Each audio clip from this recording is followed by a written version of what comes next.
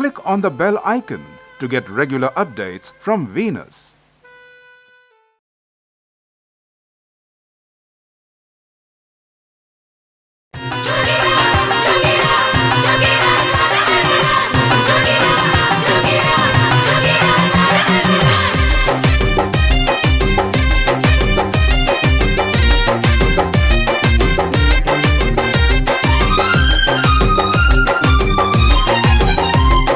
केकरा से ले हम सवार भतारे अइहे होली के बाद। केकरा से ले हम सवार भतारे अइहे होली के बाद। देवरा तो गइल सोहर कैसे रहब फगुआ भर पल पल तयावेला भतारी अइहे होली के बाद।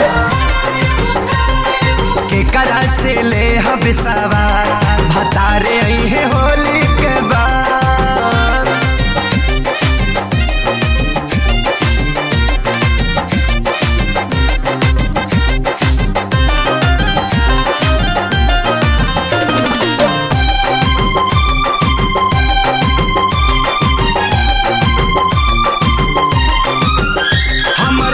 पे जवानी कैसे मनवा के बानी खूबे बहे फगुन हटा के रानी हो।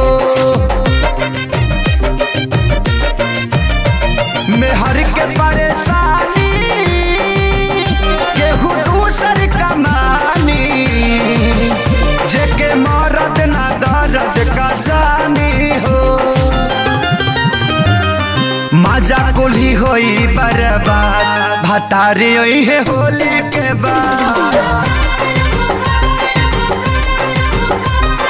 के डाली फसल में खाद भतारे अइहे होली के बाद।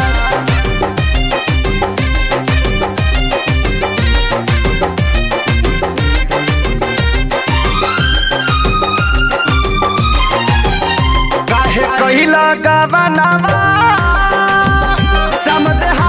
सजनवा जब जाए के रहे लुधियानवा हो।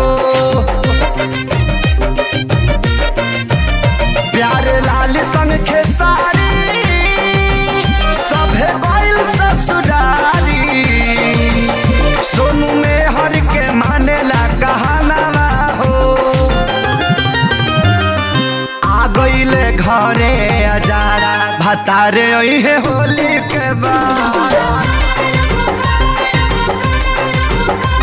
धनंजय भी करेले विवाद भतारे अइहे होली के बाद।